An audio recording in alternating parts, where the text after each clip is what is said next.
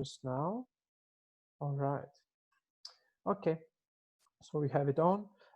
So just keep in mind that if you participate, you're giving your formal consent to us, to the Bulgarian Fintech Association, and the other speakers to use the content of the webinar for our marketing purposes.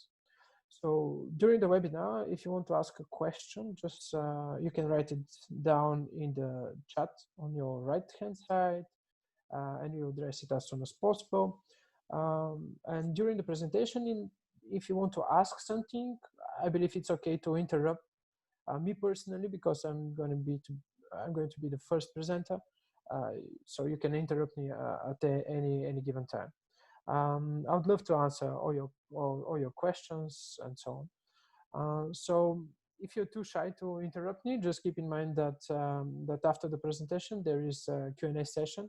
So you're all invited to jump into the discussion and ask the question by yourself. So let's move on to today's topic. Today we have gathered to meet and discuss business opportunities in the Southeastern Europe, just like Ali mentioned in the beginning. So in particular, we have our colleagues from the innovative Sofia with us to discuss why it's a good idea to open a fintech office in the capital city of Bulgaria, and how they can help you to do so. We also have a special guest.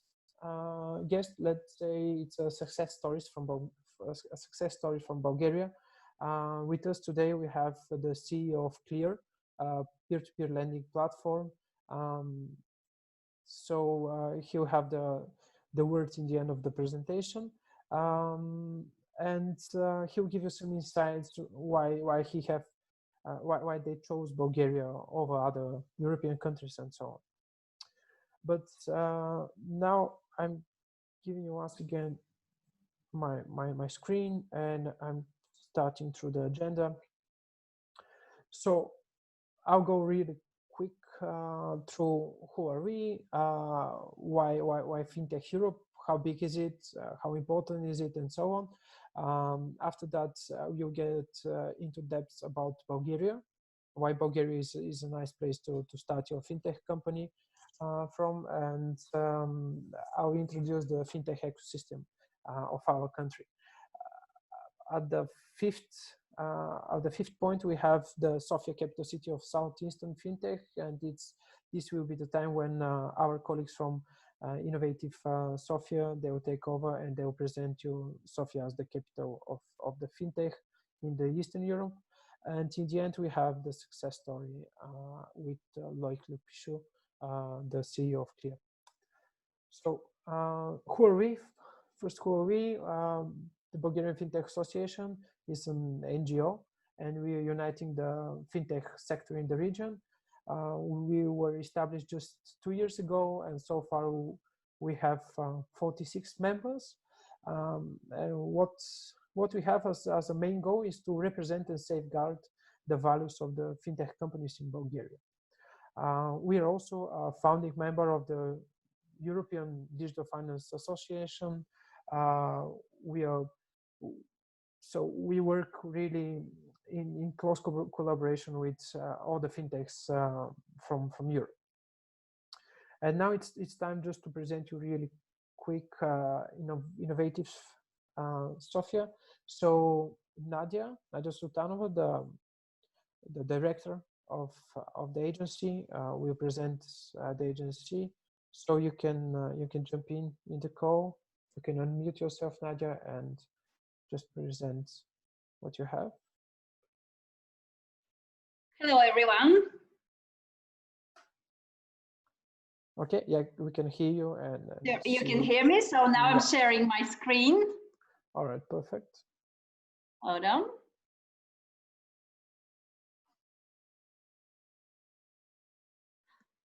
Just in a few words, just in a sentence, I don't know, I'm sorry.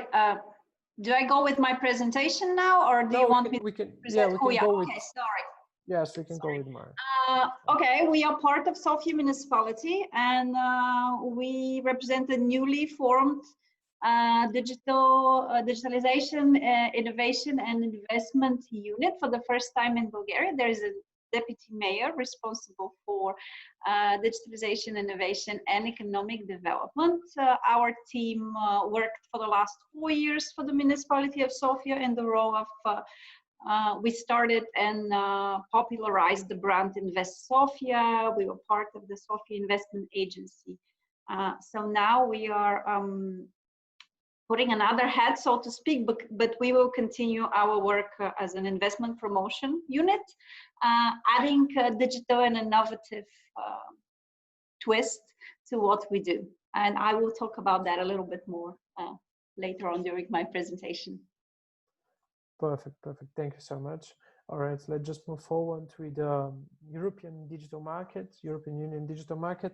Just want to introduce the digital market in the EU because this is probably something that you're interested in. So, as you know, it's the population of the EU is about 530 million people, and we have. Let's say, I'm not 100% sure about this number, but 90% have internet access. This is what Statista says. It's a huge statistical platform. So they say that 90% of these 500 million have internet access. And most importantly, the Europeans, we are really into ordering goods and services online. So as you can see, 60% of the people in the European Union have ordered goods and services online in 2018, whereas the world average is twice less, 2 times less than what we have here in the EU. And when it comes to the fintech sector in Europe, we can say that we are comparatively big. So we compete with the US, and we have almost the same investment in fintech companies in 2019, about 60 billion. It's almost similar to the US, and when it comes to measuring to comparing it with Asia Pacific, the investment in Europe is a couple of times bigger. So the online banking penetration is about 60% in the EU, and we have fintech adoption rate about 68%, which is once again above the worldwide. So all of these numbers, they're resulting in 45 fintech unicorns coming from the EU, and 59 future fintech unicorns. And by future fintech unicorns, here we mean that we have companies that are evaluated above 200 million, above and between 200 million and 1 billion. So in the next few years, hopefully they'll become our new unicorns. So some good examples from the Europe, WorldPay, Alex Exchange. As you can see, we have representatives from the UK, from Italy, from Estonia, from France, Germany, Sweden, pretty much everywhere from Europe. So Bulgaria, why Bulgaria at that first place? Here we have, Bulgaria is a small country, a comparatively small country with about 7 million people. And when it comes to geopolitical situation, with the Bulgarians and our country is pretty similar to what we can see in the other part of the European Union. So we are part of the EU member states. So EU member state, and we are part of NATO as well as the World Trade Organization. So when it comes to the business climate in our country, I would say that it's a really nice one, just because when it comes to corporate income tax, we have one of the lowest corporate income tax rates in the whole European Union. So if we want to compare it to our neighbors, let's say Romania, there you have 16, I believe, and some other countries it's just much more than this. At the same time, we have a national currency. It's called the Bulgarian lev. However, this national currency it's fixed, and its exchange rate is fixed to the euro. So basically, our currency is as stable as the euro. So something else that is really important and is like a fact, or just something that we are all benefiting from, especially the fintech companies, is that in Bulgaria we have the 7th fastest mobile internet speed in the world, meaning that we can use online banking from our mobile phones pretty easily. We don't really have any issues with that. And something really important is the quality of IT personnel in Bulgaria. So we've been ranked 12th among the countries with the best developers in the world, meaning that we have this power, this technical power that we need in order to develop applications and so on. And just this year, we're starting a fintech master degree.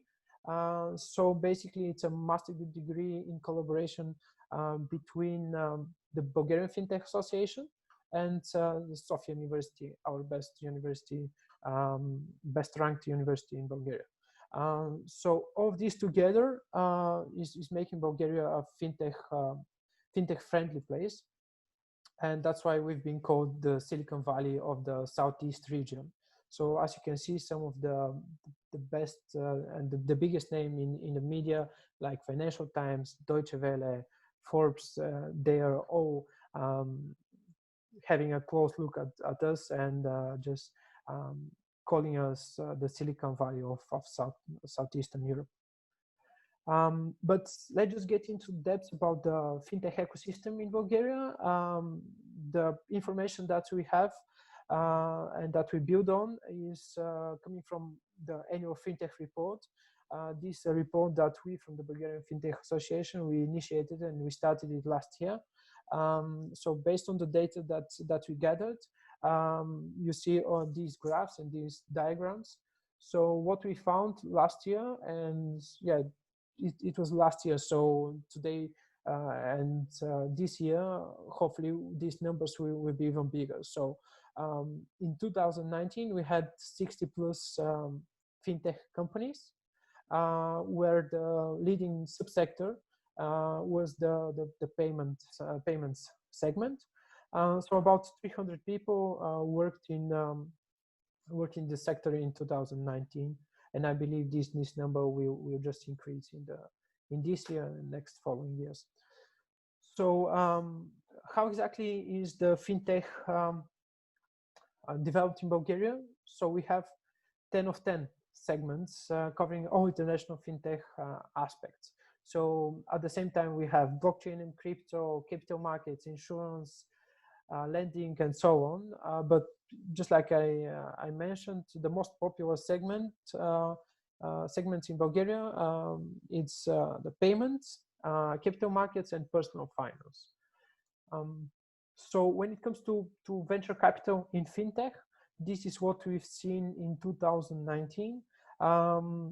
So just like since it's the most popular, the blockchain and crypto is the most popular in Bulgaria, and all these payments. So that's why we have the VC, the biggest part of the VCs going for companies like this. So about 70 million were invested in fintech in Bulgaria in 2019.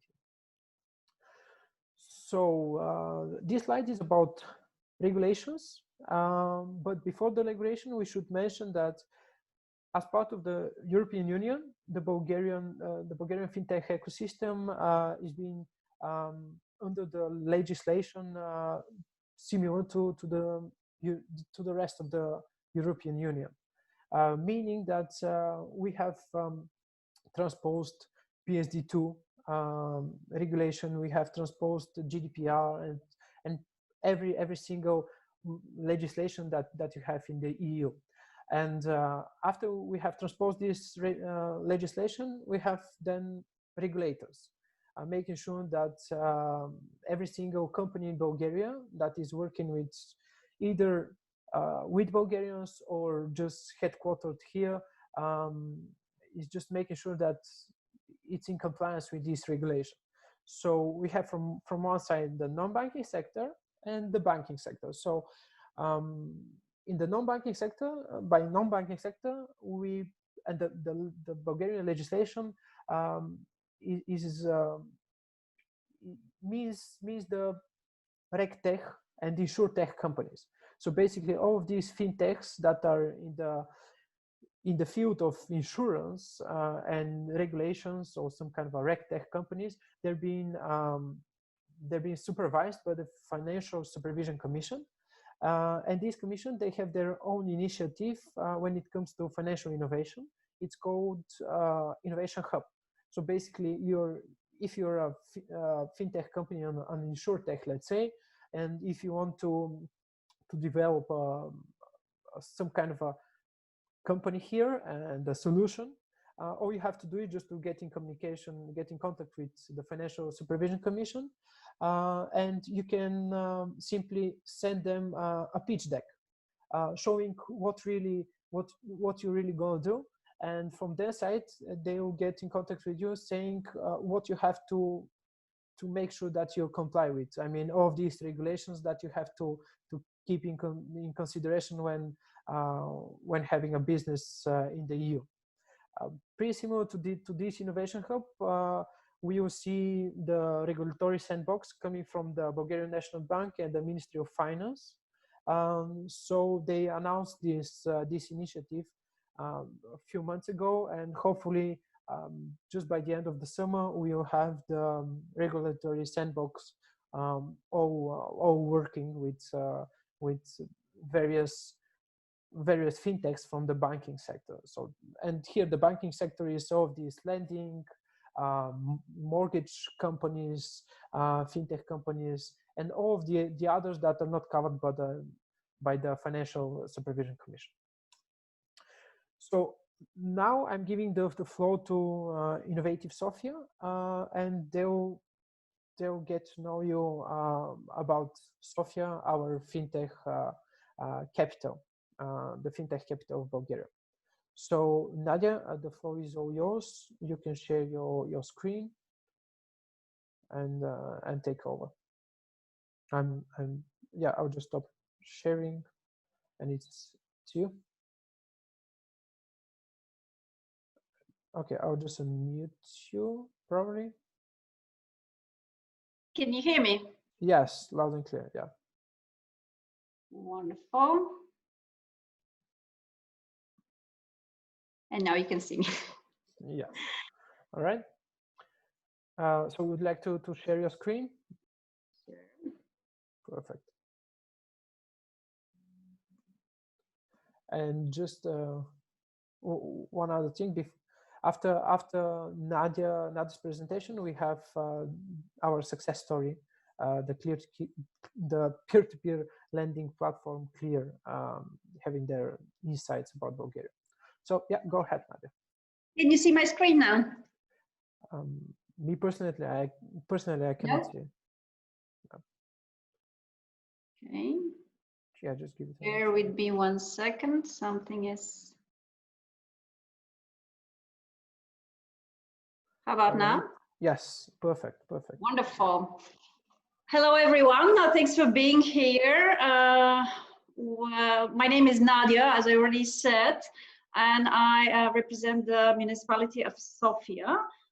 Just this year in January, the mayor of Sofia had the initiative to create a new digital, we call it, unit, headed by a deputy mayor for the first time in Bulgaria. It's called Digitalization, Innovation and Economic Development, to be more short. We will call it Innovative Sofia, which is our brand. So we had a few months of normal work, so to speak, and then we had this COVID situation. So we are very, very new. However, the team is not new to the municipality because, as I said, we were behind the Invest Sofia brand. and activities for the last 4 years. And many of you actually know us under that that name and that role, but it's the same team. We're just expanding a little. I'm very glad that I'm speaking after Georgi because he made such a wonderful overview of Bulgaria and the country. So I will jump straight to the city of Sofia. Now, Georgi mentioned Bulgaria is a small country. However, Sofia is not a small city, at least according to European standards, because if we compare it to the East, that's not the case. But for European standards, we are a city approaching 2 million inhabitants with the surrounding population, which makes us, I think, the 15th biggest city in the Union. The city itself produces 40% of Bulgaria's GDP and attracts 50% of the foreign direct investments. And I have to make a note here, we are a service-oriented city. We do not produce that much. Production in Bulgaria tends to happen in other places, not in Sofia. So we like to market ourselves as a tech city. And just 2 weeks ago, the Financial Times, their FDI unit and the Amsterdam-based TNW, announced for the first time they did this ranking, and Sofia came up at number 20 for tech cities of the future. Now this is just for Europe, but regardless, we are in very good company, and I'm very proud of this ranking, especially of the number 17 in FDI strategy, because that's where our team, the Fintech Association, and all the ecosystem builders had a direct impact, I think. So I'm looking forward to next year. I'm sure we'll climb this ranking and many others. Of course, every success story starts with education. So education in Sofia, 100,000 university students. English widely spoken. I'm not going to even discuss that. This is the lingua franca, so to speak, of the IT sector and of the city as a whole. 43% of 400,000 of those students are enrolled in STEM fields. Over 8,000 in computer science, 5,000 in engineering. We have a very strong participation of women and girls in education, in IT education, and in the IT sector. And as Georgi mentioned, there's a FinTech master's degree in the making with the Sofia University. Tech talent education does not end with officially recognized universities. There are over 30 private software schools in the city. A lot of the companies are employing junior developers that graduate such schools. It takes about somewhere between 18 and 36 months to have an employable junior development, and that's a source of talent for the local companies and startups as well. And Q Value ranked our developers 12th best developers in the world, as well as when it comes to brain jobs per capita, per 1,000 working age population, Sofia also ranks 27th in Europe. Now, the ICT sector in Sofia, well, this is the backbone of our economy. It is the creator of our middle class. So it's a sector that the city and we in particular are looking into with much pride and attention. The sector, the ICT sector is 19% of Sofia's economy, 12% of Sofia's workforce, and this is a workforce that is paid very well. Again, high participation of women, over 30%, which is amazing even for the European standards. Just recently, maybe last month, it was Startup Blink Global Startup Ecosystem Ranking report came out, and Sofia was in the top 100 cities globally for startups. Again, in terms of revenue, the software industry in Sofia is substantial. It has a voice. Everybody knows about it. It has young people aspire to be developers. As I said, schools are there. The salaries are there. It's very, very visible and big part of life in Sofia.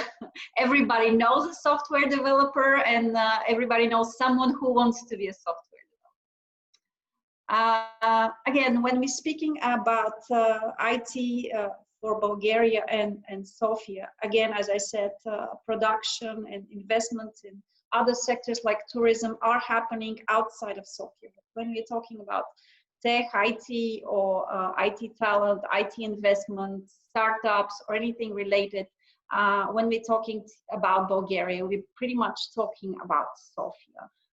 We're looking for the situation to change, so more cities in the country get part of the goodness, so to speak. But for now, it's overwhelmingly Sofia. So 86% of all Bulgarian IT professionals are here, 90% of the companies are here. Just a quick note to make the relation between Bulgaria and Sofia.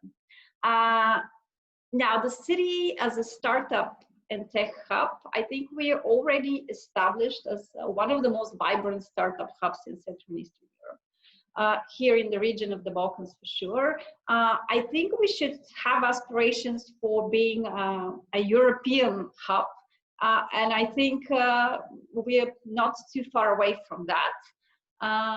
So a number of startups active at the moment, about 650.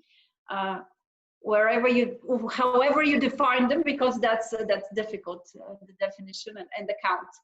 But let's say somewhere between 650 and 1,000, according to the room.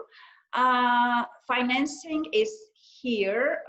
There are money available. There are financial instruments that are available for startups here. Even after COVID, this will continue. So I'm guessing that financing will continue to be available. It doesn't have to be for the Bulgarian startups. For most of the financial instruments available in Sofia, you only have to have a presence.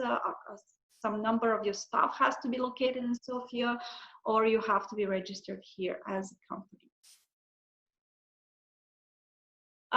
Another important part of the ecosystem here is that we have over 30 international brands having R&D centers here in Sofia.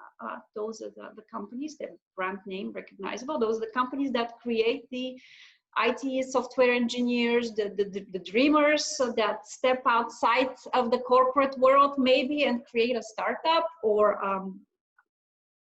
just collect the skills necessary for this ecosystem to continue. Over 10 incubators, now close to 20 VC funds, 25 co-working spaces. So the infrastructure, the supporting infrastructure is definitely here. Fintech in Bulgaria, I will not go over because Georgi already did. But again, just to mention, when we're talking about fintech, startups, tech, ICT in Bulgaria, we're pretty much talking about Sofia. One ranking that came out last year, I believe, puts Sofia as the fintech, top fintech location of the future in terms of cost effectiveness. We don't like to brag a lot about this, but it's an important factor. So I wanted to mention it. Now, technology, including fintech, regtech, and govtech, is getting noticed by the government. When I said earlier that we would like to market ourselves as a tech city, the tech is here, but it's in the companies, it's in the what's made, the products, the solutions. We as the citizens don't live that life yet. And that was the reason that the city of Sofia created a digital transformation strategy for Sofia. It was close to year and a half of stakeholder engagement. It was adopted by the City Council 2 weeks ago, absolutely unanimously. And the idea here is the city to be a market creator, the user of such services, including fintech. Strengthening the startup ecosystem in the process, being a client number one, being a sandbox, being a test bed. So this is what's specific for the city of Sofia. And as Georgi mentioned, the Ministry of Finance announced the Sofia RegTech sandbox. So a lot of new developments of that sort will happen in Sofia and in Bulgaria in the future. A few more general words. Sofia office spaces predominantly increasing, brand new, most of them, and predominantly driven by the ICT sector, by shared service centers. Quality of life, we do have a mountain in our backyard. It's pretty high, it's 2,000 meters high, and you can ski there in the winter, including at night. Normally, when we don't have COVID, we have a pretty vibrant cultural life. We have digital events, we have nightlife, we have an airport that is just 20 minutes from the city center and accessible by subway or metro. So that's pretty much about Sofia. This is the list of the companies that are here. They're not necessarily fintech, it's just a list of our success stories. You will see some consumer brands, but those brands are here with either R&D or service centers, or both. As I said, maybe it's time for us to open another slide for the success stories, because they've been growing and growing, and the slide is looking rather crowded, and I like it that way.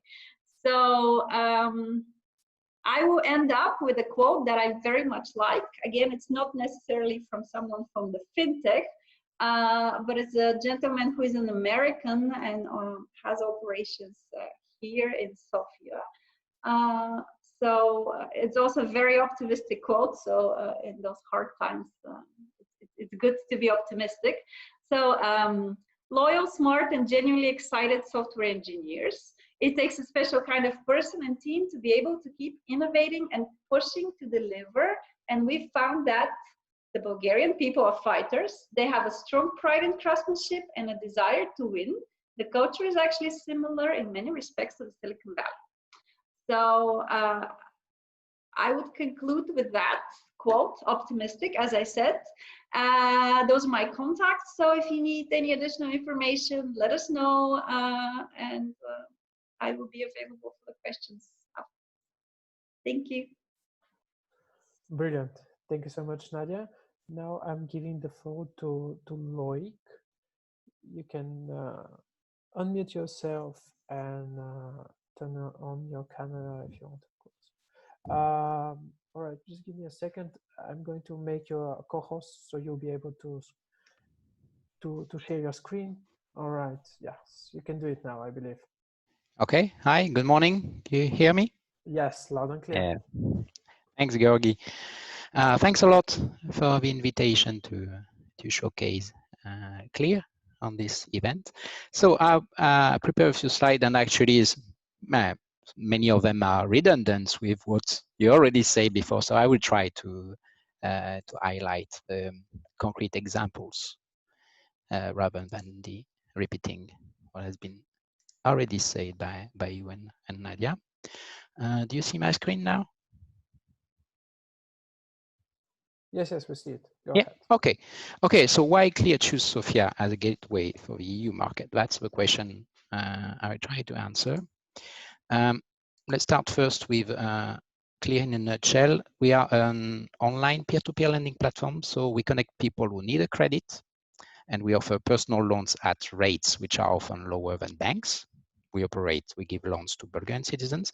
And on the other side of the platform, we have investors, individual investors. They purchase pieces of these credits and they receive the proceeds from the loans, the interest, basically. So we are a fintech company. We launched in 2016 in Sofia. We have a license. We are a registered non-banking financial institution, and we are 7 people, and we financed 7 million euro of loans so far. And we are growing and planning to expand in the near future in Europe. So why Sofia? These are the main reasons I will develop. First, it's the knowledge of the domestic market. Second, the quality of the people, the low cost of operating, the digital trends, and a few other miscellaneous reasons. So the first reason is the knowledge of market. So we at Clear, the founding team, were working in Bulgaria in the leader of a consumer lending market, BNP Paribas, actually, to name it. So we know and we knew the market, and it was, I would say, one of the key decisions to start a peer-to-peer lending platform here in Sofia. Because of his knowledge of the market, and because also we knew how to tune the credit scoring system, the system we use to filter the loan applicants, to tune it to the local situation. So that's the number one reason. Second reason is about the quality of the people. You all said about this. So yes, there are a lot of talented tech people, whether in science, logic, mathematics, and everything related to science. And also, and I think this is very important, it's easy to work with my Bulgarian colleagues. I'm French, living in Bulgaria for a long time. I know by experience it's not easy sometimes to work with people from different culture. Many people have difficulties to work with French people. I know that. I can tell you that it's straightforward to work with my Bulgarian colleagues. Straightforward, and they are accountable. So basically, the job is done. Third reason is the low cost of operating. So you say that already. Salaries are below the EU average. Just to give you one concrete examples for the people who are in relation with our customer service, it's not basic work. It's rather advanced work because they take credit decision. They do all the operations with the customers. The net salary, monthly salary, is 700 euro. The net they receive after all the contribution to the state and the income tax, and the cost for the company is 100 something like 1,100 euro. So low cost of operation, affordable cost of living or renting. Yeah, we pay something like 8 euro the square meter for the office. We are in the center of Sofia. And the income tax, yes, it's 10%. You already know that it's for the companies and also for the individuals. Fourth reason is about the digital trend. You mentioned that internet availability, e-government data. That's something very important. We have access as a financial institution to a lot of data from the state online. For example, we can pull through an API data for the from the national health insurance, which allows us to check online automatically the salary of the credit applicant. So there's a lot of, positive moment in e-government data, the possibility to get access to online to data, which helps a lot our job as a think tank, and the vibrant startup environment. You all mentioned that. I will not develop more. And finally, other reasons, quality of life. Sofia and I talk about this. Low level of administrative barriers. Okay, it's not all and everything. There are still things to improve, but I could give you one example. It took us 4 months from the beginning till we get the license to get the license from the Bulgarian National Bank to operate, which is a pretty fast, timeline if we compare to other countries. I've experienced in other countries, and it usually takes longer. And the last thing you already mentioned, it's the currency board between the leva and euro. For us as a financial institution, where we need investors to pull money and to invest, the fact that the euro and the leva are pegged on a fixed currency board is a big plus to attract foreign investors. So these are the main reason. Just to sum up, I'm happy to be in Sofia and to choose Sofia to start. It's the best way, in our opinion, to start our business, because we know the local market. And when you start something, it's very important to know the local market. And it is also a great opportunity to be able to build a setup at a very affordable cost and of great quality, to be able to ramp up and to expand our system and our business outside Bulgaria. So that's from my side. I will stop sharing the screen, and that's it. All right. Thank you so much. Thanks so much, Loic. So Welcome. now it's the Q&A session. Just give me a second. Just want to share my screen on the, thank you for your attention, slide. Yeah, just this one. So yeah, now the audience, if you want to ask some questions, you're free to do it. You're all invited to do it. So yeah, we are all here for you to answer your questions. So don't be shy, right? So, but in the meantime, Loic, can you mention a bit more about the office that you have here? How big is it, and where is it situated? You said the city center. It's a small office. We have something like 80 square meters. Actually, today and since a few months, I'm the only one at the office. All my colleagues are working remotely, but it's a pretty nice office. It's very close to the center. It's in the center, close to the National Stadium, and 100 meters from the metro station. So we are pretty happy to be. Can I ask you what? Yeah. So can I just ask you what is the situation like when you have to communicate with the Bulgarian National Bank? How do you find this communication? You said just 4 months to get the license, but in some other ways, what's the communication like with our regulators here in Sofia, in Bulgaria? Well, it's okay. We have we have duties reporting. We have a standard reporting, and which is normal and logical. We had a few exchange where they had some questions at the beginning because we were new. I mean, a new kind of financial institution as a peer-to-peer lending platform. They asked us a number of questions. We provided the answer, and well, that's fine.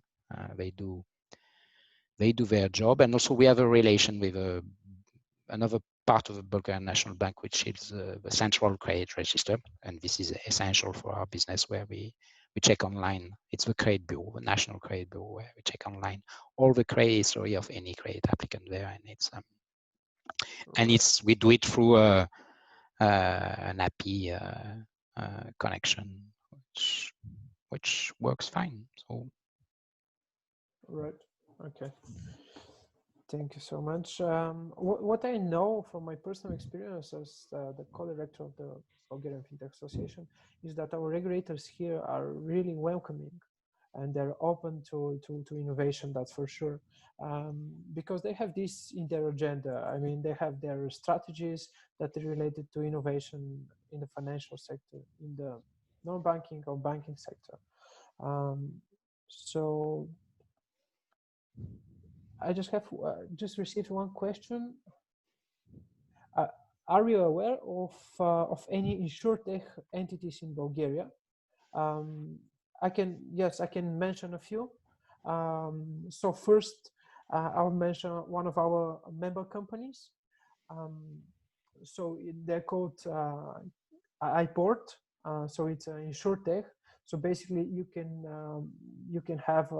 make an insurance online just from your mobile phone. So this is what they do.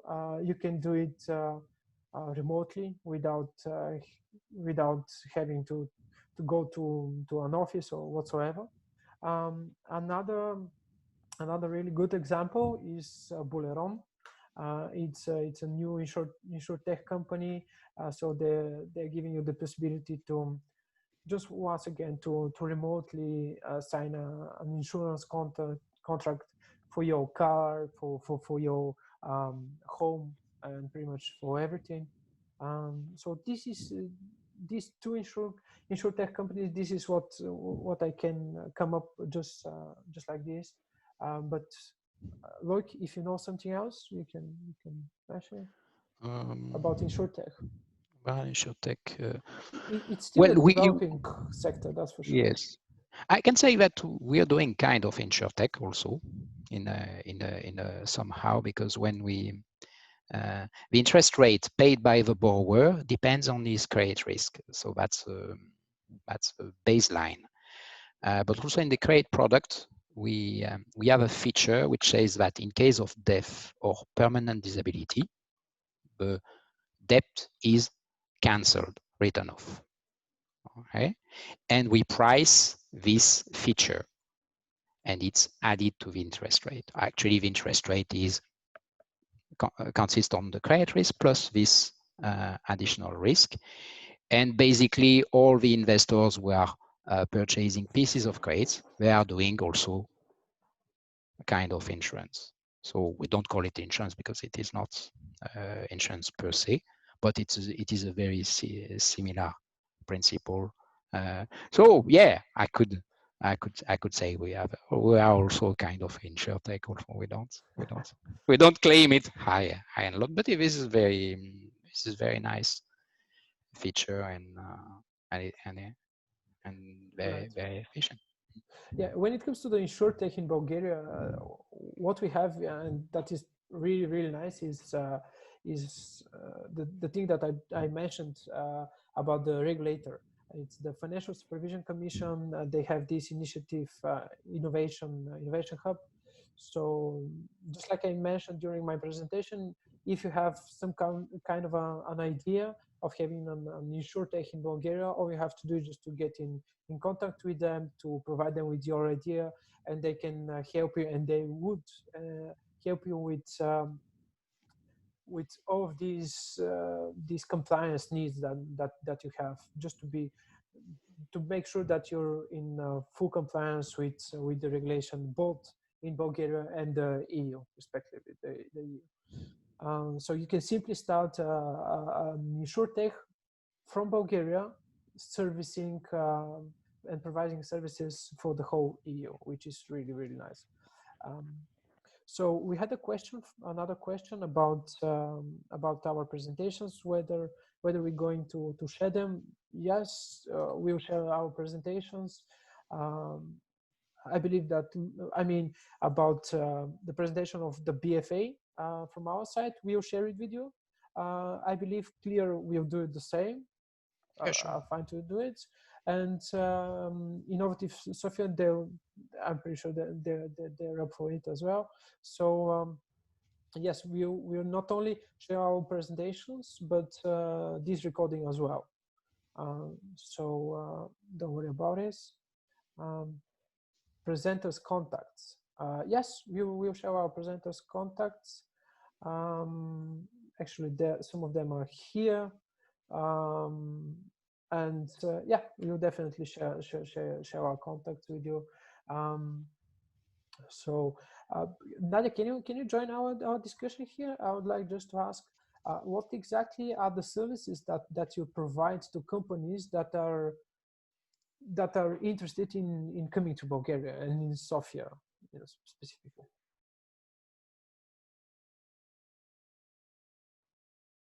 Well, services for companies that are interested in coming to Sofia, we at the moment do not have a financial instruments to offer. However, other agencies do. But basically, we do like a welcoming orientation. We make connections with the ecosystem. Make presentations like this one, so a lot of, again, depends on the specific need, to be honest. And as of this year, in our new role, we are the liaison between the municipality and the company. So if the company wants to test something on a municipal level, we are the people that will make the connection with the relevant municipal department. And work together with the company for a pilot or for some tests, some services. We haven't done this with a fintech, by the way, but with other more like urban tech companies, we do it all the time. Right, I understand. Yeah, I believe you're open to these new companies coming to Bulgaria. I mean, in the sector of fintech. Absolutely. Perfect. All right. I believe that's everything from us. If you still have any questions, we can answer them even after the presentation.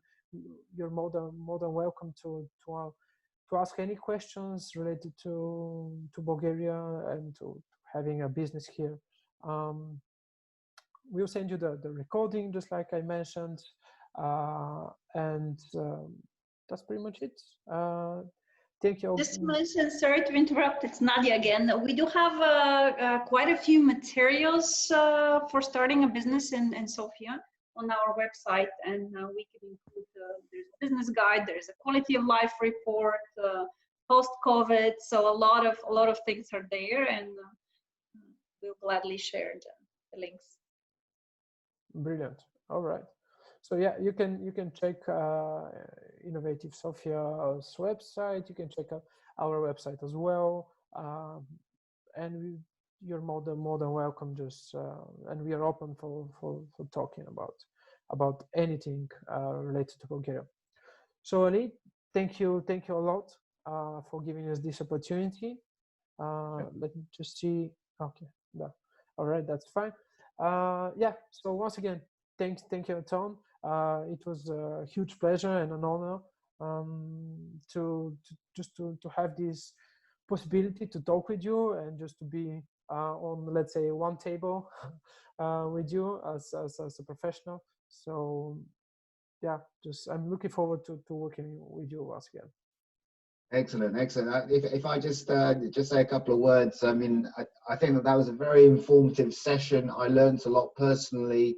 I think Bulgaria and Sofia certainly appears to be a great opportunity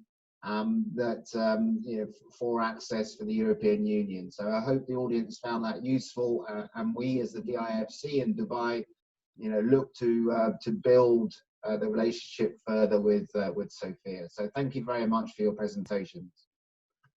All right, thank you so much. Just let me check the chat once again.